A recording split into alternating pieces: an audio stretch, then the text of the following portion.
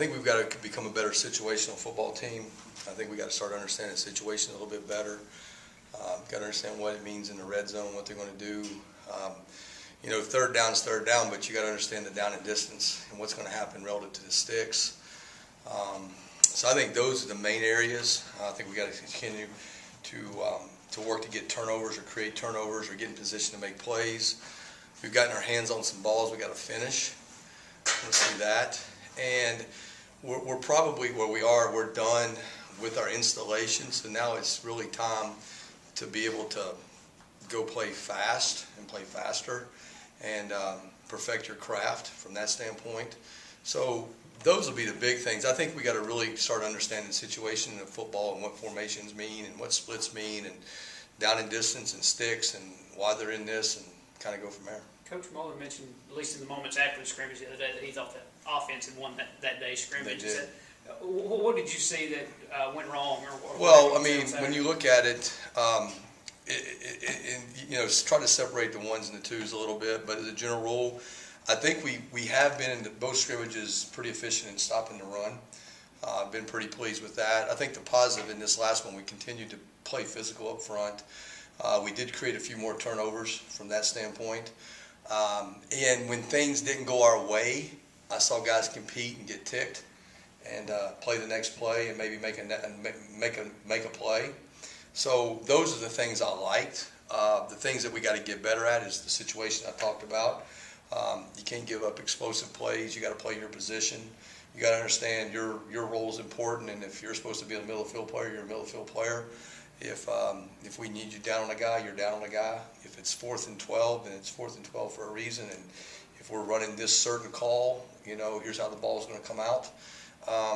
We got to understand that stuff and become smarter at that. The great thing about it is it was a great learning experience for guys, and we actually did similar stuff today, and it was better. So I think that we're still working to create the habits and the habitual traits needed to be a good football team. I think our guys are willing and competing. I like that part of it.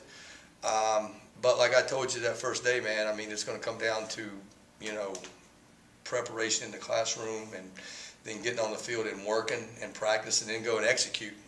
Well, we're still in that practice executing phase. And, we kind of know it or understand it maybe in the classroom in that kind of setting. But when it gets fur flies and it gets hot and things are moving fast, that's where we got to continue to get better. And we will. I was pleased with today's practice from that standpoint, but those are the things we got to get better at. How much progress have you made in generating a pass rush? I know that was kind of a focal point for you this spring. Yeah, I mean, I think that when you look, we have had we've had some rush. I think we still got to continue to work our pocket collapse. And I think that we have enough guys that we'll have different personnel groupings on the field to get fast guys out there.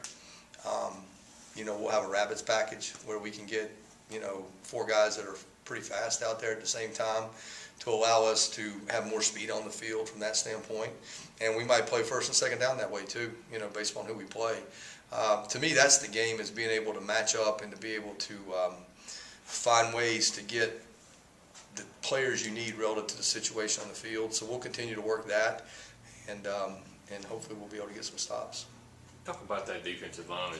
I know you've dealt with different kinds of rosters before, but bringing in the junior college guys and having some veterans back. I say veterans, Jeffrey Simmons, ones that have played some football. Right. How is that kind of meshing going right now? I think it's going well. I think that from an interior standpoint, we have some big guys that are solid and stout. I think when you look at the new guys that have come in, I think, look at Montez Sweat. He's an impactful player. Chauncey Rivers is an impactful guy that can make plays on the edge and play multiple spots. I really think he's not necessarily a new guy, but Gary Green's a guy that I've seen flash in the spring.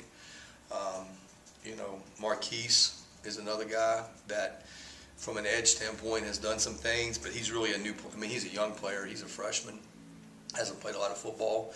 So I really think that when you look at us, we've got some guys that have been here that got some stoutness to us.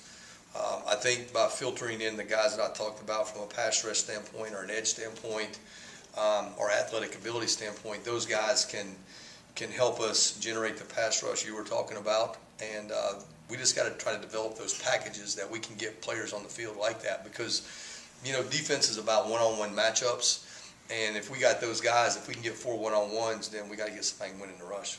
Gary's obviously moved around a lot in his career. Where do you, now that you've had him for 3 weeks, where do you think he really fits or He's an outside looks backer. comfortable? He's an outside backer, no doubt. That's where he should play, and that's where he's going to play. He's an outside backer.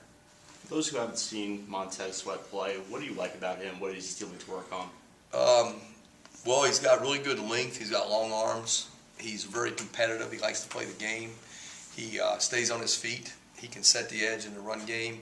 He's learning and has a feel for pass rush as far as how to trap elbows and get on the edge, and has a feel for oversets. And he's pretty relentless in the rush, meaning even if he gets stuck on a block, he continues to do it. And he's made some plays for us doing that. And, you know, we just got to continue to work and improve him, and I think he'll be able to help us. I remember seeing him a lot at defensive end at the JUCO level. Is he playing more outside linebacker for you? I mean, when you look at our team, whether you're a defensive end, outside backer, it's all the same.